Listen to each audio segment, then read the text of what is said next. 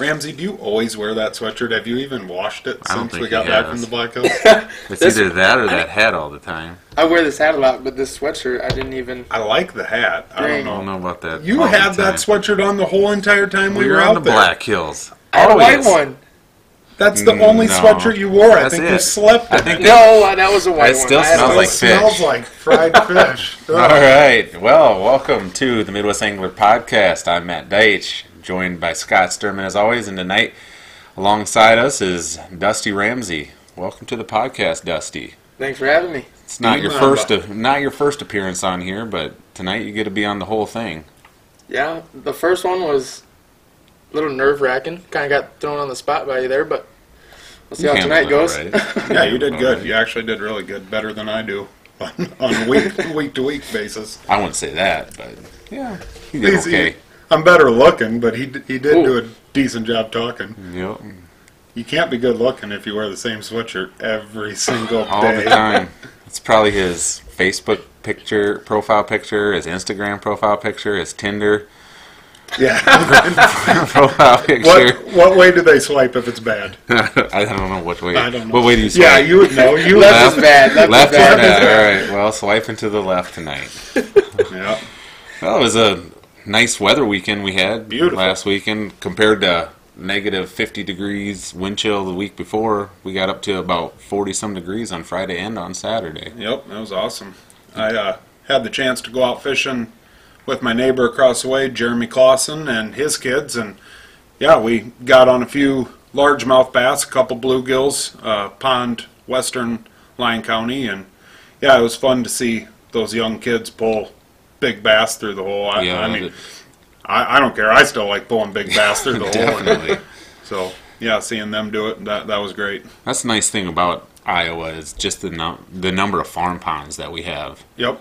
in the state here. A lot of people talk about Minnesota being the land of 10,000 lakes, but sometimes people say Iowa is the land of 10,000 farm ponds. Well, especially you get down to southern Iowa and eastern Iowa, there's a lot of hills. I mean, those guys Yep. can dam up a little pond pretty easily. Yeah, and they grow some monster fish in there. Big fish. I mean, all of them. Just the pond just south of town is where I caught my biggest largemouth ever. Yep.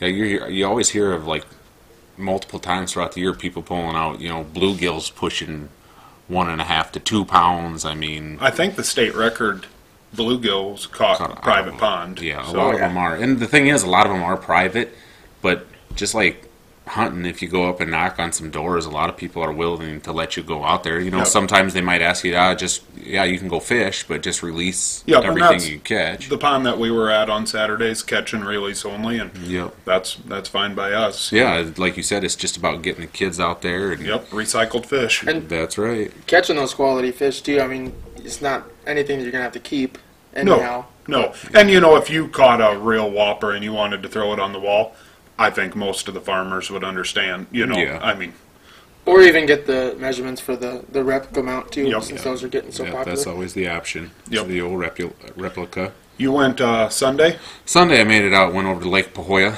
went over there in the morning and fished till about 12:30, till a little afternoon. It was a good bite. I don't think it was as good as everybody was talking about on what Saturdays was. Yeah, But Adam Top was over there on Yeah. Saturday. He said he did really good. I caught a lot of fish. Yep. But I think I caught probably about 8 of them that were big.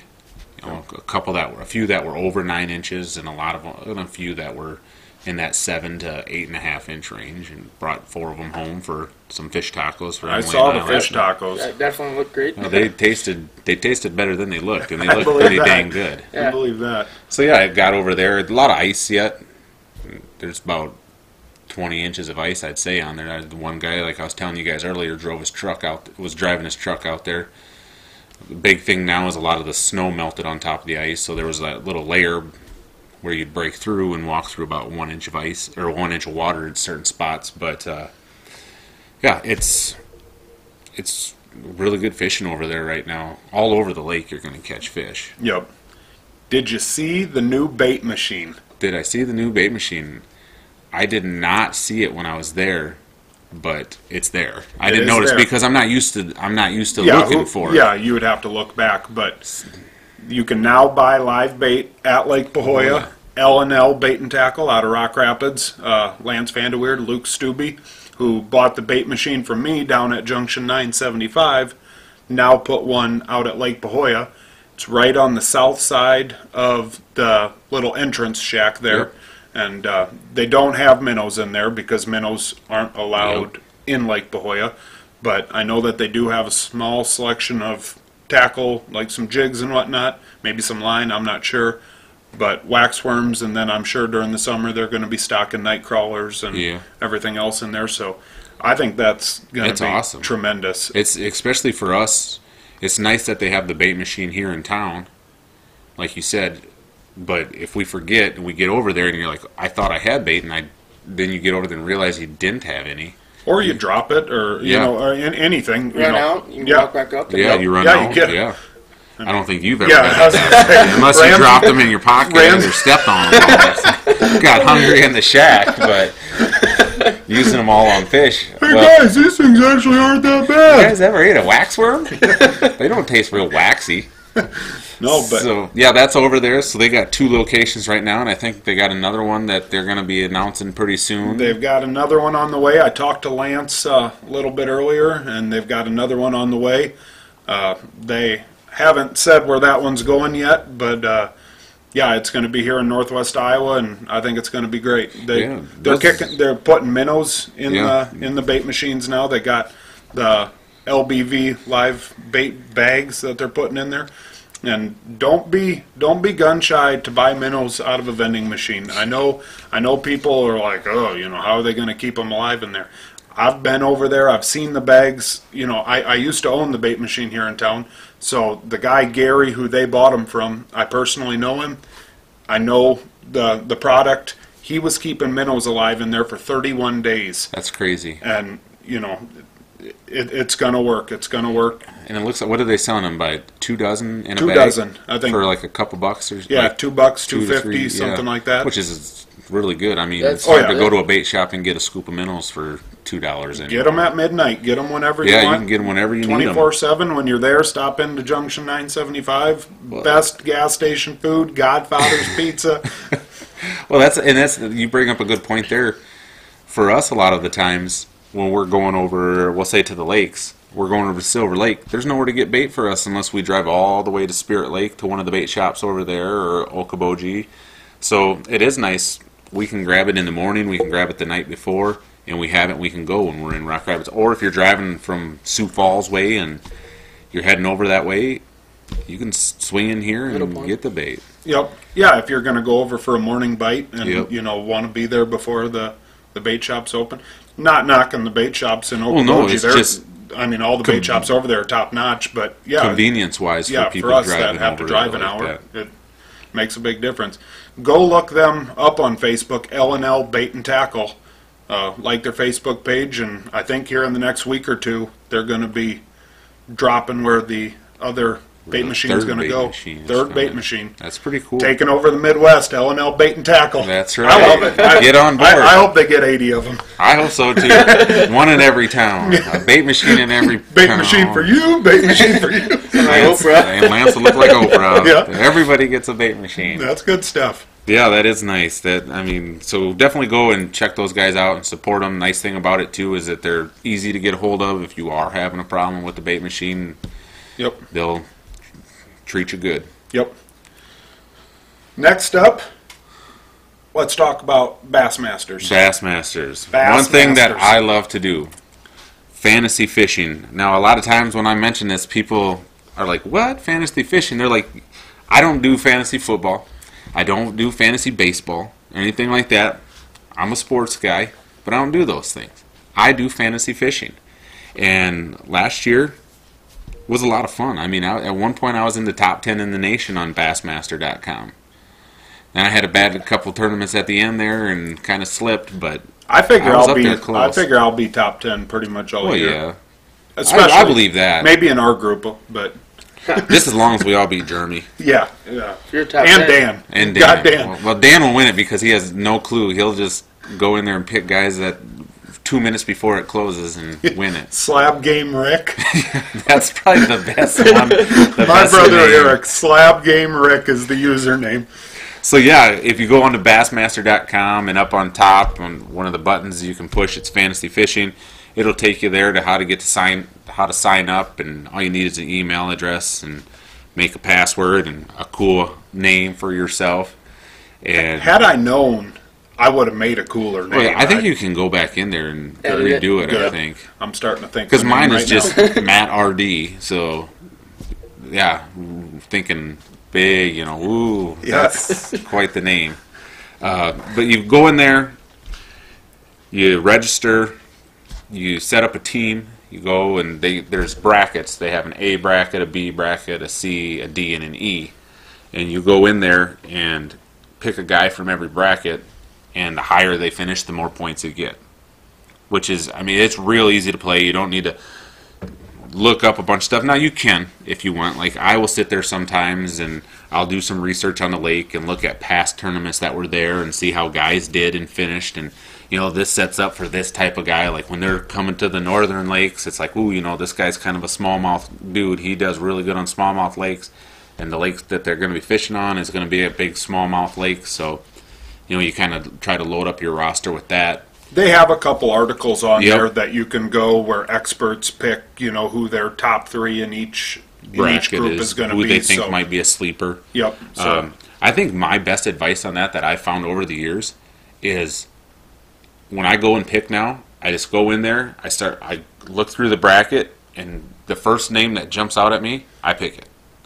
And I don't go back, and because there's been too many times where I'm just like, I pick a person, and then I think about it for a while, and I'm just like, oh man, I overthink it, and I go back in there and I change it. The person that I originally put on my team finishes in the top 10, and the person I replaced them with finishes 85th or something like coolest that. name. That's all it comes down to. what I did. Sometimes Yeah. that's what it takes. You just don't overthink it. That's the nice thing about it. You pick 5 guys and you go. Yep. And then for a tiebreaker, you got to pick a weight, like what the final weight is. I gonna had no be. clue. I didn't even. I was know. gonna say, is it 3 fish or 5? 5. It is 5 fish. Okay. It's 5 fish, and that's the one nice thing. I kind of like about Bassmaster, the series. Yet is they're the 5 biggest fish now with the Major League Fishing starting. They go out there and it's who can catch who catches the most and the highest weight. Yeah. So any fish over 1 pound is weighed. And I tried to watch it the other day. Their first tournament was the other day, and it was hard for me to really get into it. I'm not gonna lie. There's just something about you got to go out and catch the 5 biggest fish that day. It makes the weigh-in exciting. Yep. When you know it as they're catching it. It's cool. Don't get me wrong, but it just kind of like, oh, okay, well that's neat. Oh, okay, that's neat. I like the culling and some of that stuff too. Yeah. Kind of makes. Well, and then it comes down to ounces. There's just something about it when 2 people are standing up on that podium, and it's just like this is for the win. This is for $100,000, and they put it on there. It's like you need 15 pounds and 6 ounces, and the guy comes up there and gets 15 pounds 7 ounces just to see his reaction. The guy that loses reaction. So. Yep. We're gonna offer a prize. I don't exactly know what we'll do. Maybe. Yeah. Well, we have our group. If you go in there and you sign up for that fishing, if our group name there, you can hit the group button and join any group. You can join at any time, and it's not that you have to join at the beginning of the year. You could join at right before the last tournament, and come in there and beat us all. The group name is the Midwest Angler Podcast, and the password to get in there, it's all one word, lowercase, is Midwest Angler. So Midwest Angler Podcast is the group name. Password, Midwest Angler. That's all one word, lowercase letters. And if you do have a problem, message me and Matt on Facebook or whatever. We'll help you get on there. And if you want to know who to pick, message us too. We'll tell you who to pick. Yeah.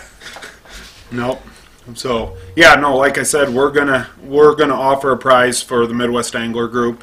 I know that Bassmaster themselves, I think if you get first place in the whole entire nation, is a tracker boat. Is that right? I think it was a Triton boat last year. Triton boat. Okay. Like an 18-foot Triton bass boat. And I could use that. Well, yeah. There's a lot of cool prizes, like the top 10. Like if you get into some of these groups, if you're in the tackle warehouse group, if you win that, you get a huge prize package of tackle. Even if you finish 10th in that group sometimes. So. Okay. It is pretty cool.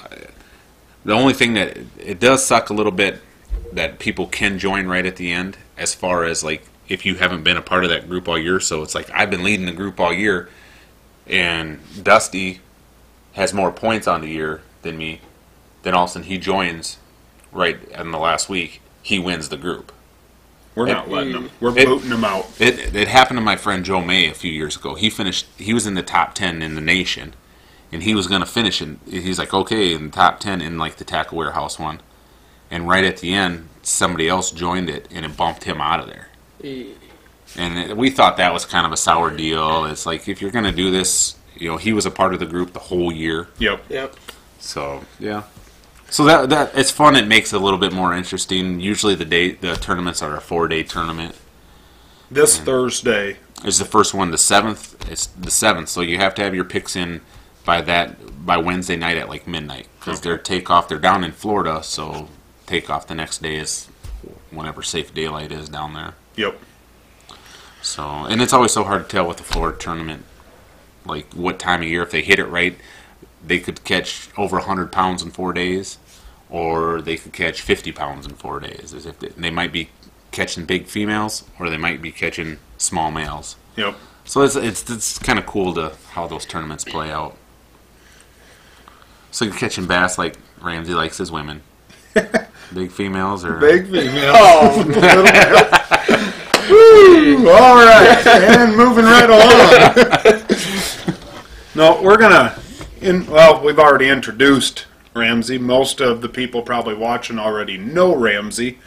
But Ramsey, you grew up down in Texas, did a lot of fishing down in Texas. You want to touch on that a little bit?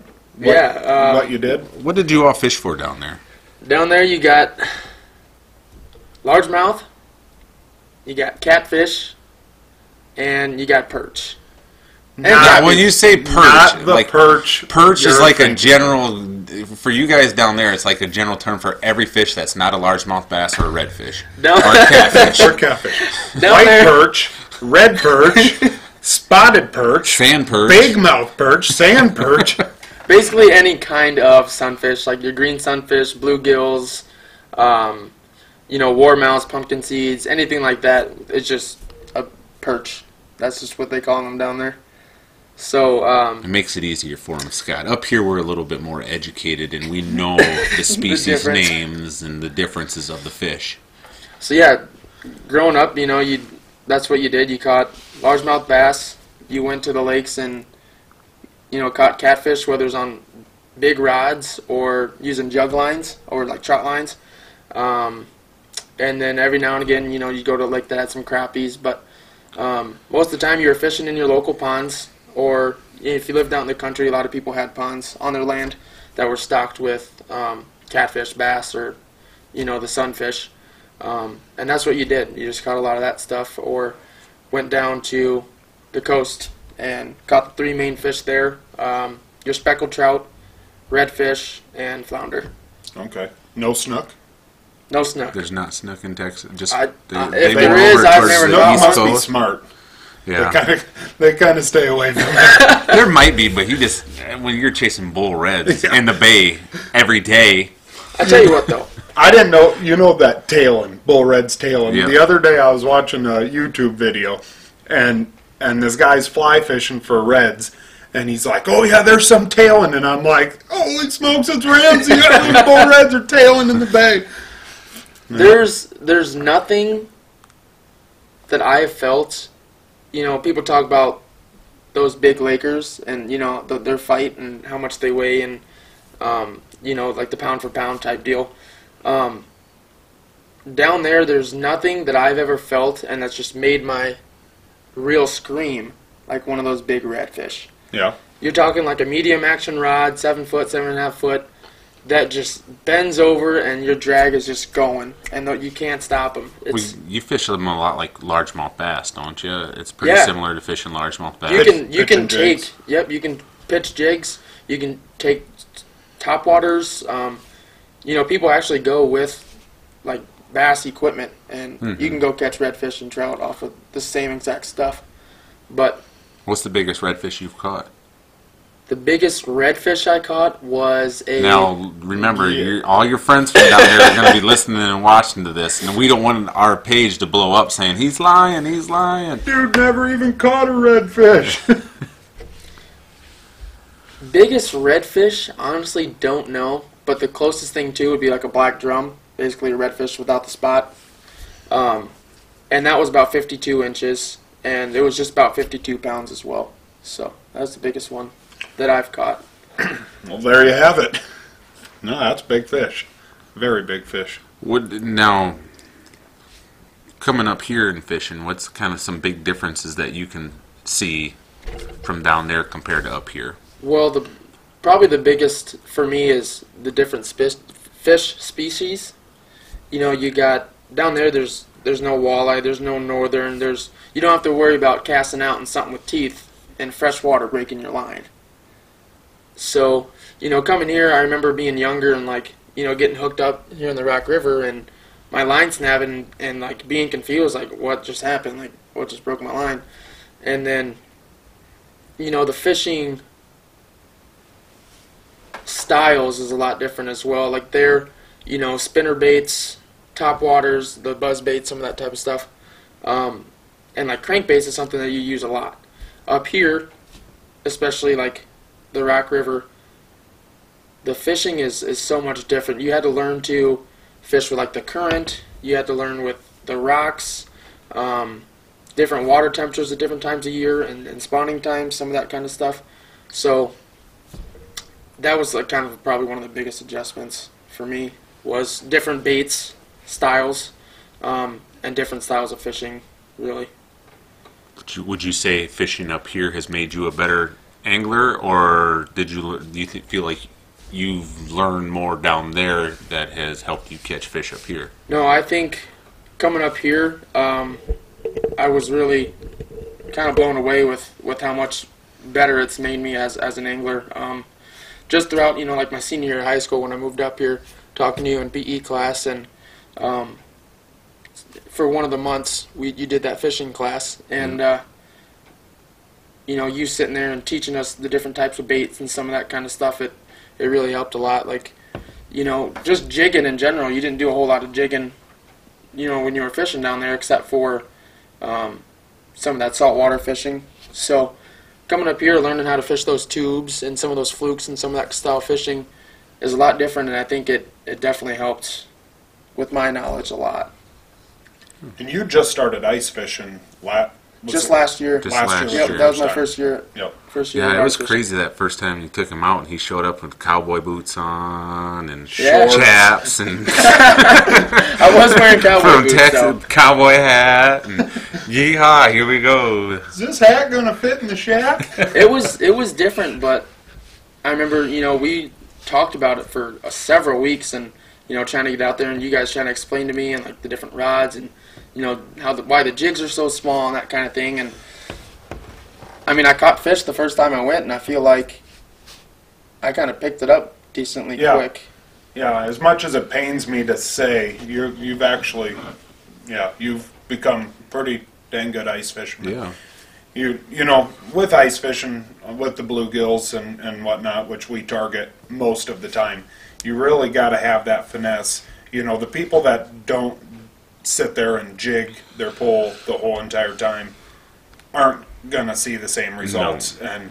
And I mean, you do a good job at holding your bait level, but making sure that it's flickering, and you do a good job. Proof is in the pudding. Yeah. You've caught a lot of nice fish through the ice already, and You do a good job. Patience, I think, is a big thing. A lot of people get frustrated right away, and you just stuck with it. Whether that be for the fact that you were riding with us and you had no other way to do it but sit there and learn how to do it. Otherwise, it's going to be a long day of being cold sitting on the ice. Yep. And I mean, I've learned to enjoy it. It's one of my favorite things to do. Ever since last year, you know, when it started getting cold, it's like, all right, it's coming. It's coming, and it's a good time. I mean, just being out there, being on the ice, never knowing what you're going to pull up out of the hole. I mean, it's just, it gets you going. Like, sometimes, you know, you're sitting there, like when I caught that 26-inch walleye there in West Okoboji, Just had a tiny little black check eye jig on, little plastic, catching bluegills all day long. Just about to leave, get a hook set, and it's like, oh boy, what do we got here?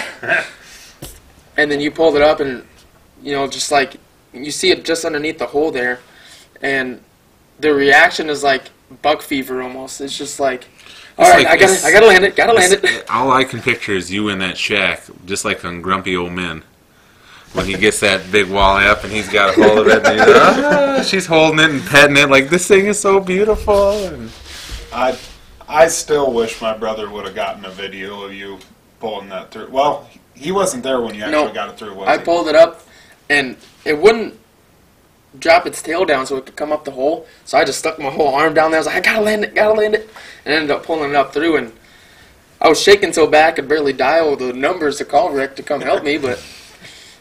No, that's what would you say up here in the Midwest? What is your favorite fish to target? Smallmouth. Smallmouth out of the river? Yep. Mm-hmm. I haven't fished for them, in the lakes around here much, but when you can go down in the river in an afternoon after work, something like that, and catch 10 to 25 largemouths, and the fight smallmouths. The fight from those fish are just like nothing else. It's crazy. Especially in that current. Yeah. If you've never caught one in a river, a 12-incher can feel like a 20-incher compared to like when you go to a lake. I mean, they still fight. They're still fun to catch in a lake, and they put up a heck of a battle. But there's just something about this river, especially when you hook into one that's 17 plus inches. Springtime. I mean, they just hit the bait like a freaking, I don't even know, just jack it. Hit it like a smallmouth bass. Yeah. Something real similar to that. No, I don't know if we got anything else to say to you. I don't know. What do you have? You got anything to add as far as your experiences coming from the dirty south to the north? To the tundra? I don't think there's anything to add, but no, nothing to add. Nothing to add? Just plain and simple, short and sweet? That's what it is. Yeah, I mean, sometimes I think about some of the size of some of the largemouth bass down there. You missed that a little bit? Some of those things are huge. Yeah. They're just huge. Because they don't grow as big up females. here. The big females. again. And the bull reds, And the bull reds in the bay. Matching rod, matching shirt, in the bay. Red fish, red rod. Yellow socks, yellow rod. He's probably about the only guy that we know that color coordinates his outfit to his fishing rods and to go fishing. Dress for success. Look good, feel good, catch fish. Yeah, boy. We're getting him there. Yep. No, I don't know if we got big much plans else. This weekend coming up or anything like that. I got Grady has a basketball tournament all day on Saturday. Ramsey, you got Army drill. Yep, got drill on the weekend. That's one thing. Yeah, thanks for your service there, Dusty's in the National Guard. Spends a lot of his time doing that stuff, and as you can tell, you just touched that, so you're gonna have to take another shower. You got any disinfectant stuff, something like that? No. Just going on with this, like other things that we enjoy listening to. Some of the guys, Smackdown Outdoors podcast. It's out of the cities. Mr. Doug Glimmerveen. That's another one. Go check his stuff out, guys. It's an awesome podcast. It covers a wide variety of stuff. It's not just fishing. It's not just hunting. Kind of gets a little bit of it all. One of his fun things that he does is he starts off every show with a fun joke. Yep. That's kind of cool. So go check him out. That's the Smackdown Outdoors podcast. Yeah, you can listen to that a lot of different places. I mean, iTunes, SoundCloud, YouTube. He's starting to video his stuff just like we are. So go check him out. You guys always start yours off with a joke.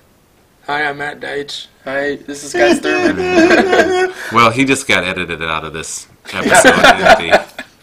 It was episode 10. We saved him for this is episode 10, and he does that stuff right there. Double digit. This is the Big 10, you drip.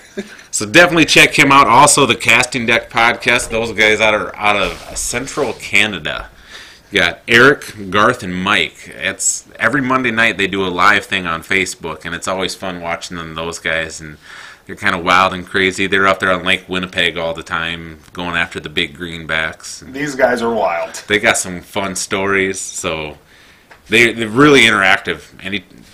Almost every time I've asked a question on there, they've answered it. You know, they're really interact with their fans that they're on Facebook Live. Yeah, on Facebook Live. Yep. But they also do the podcast as well. You can listen to them different places as well. So definitely, like I said, check those guys out.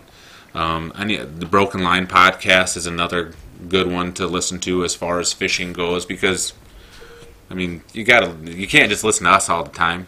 You can. After you listen and watch ours 4 or 5 times, then you got to go somewhere else and watch some other things to get your fix.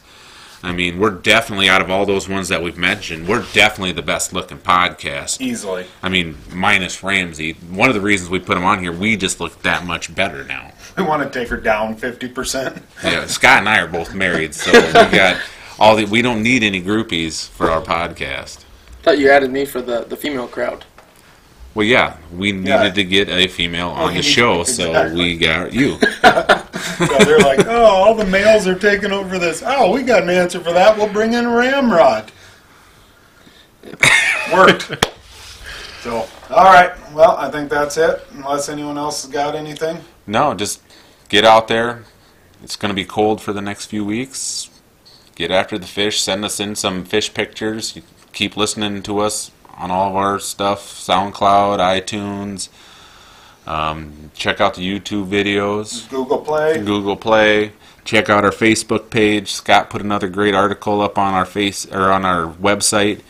Yep. TheMidwestAngler.com. There we go. So check that out. And, Other than that, yeah, tight lines. Good luck out there. See ya.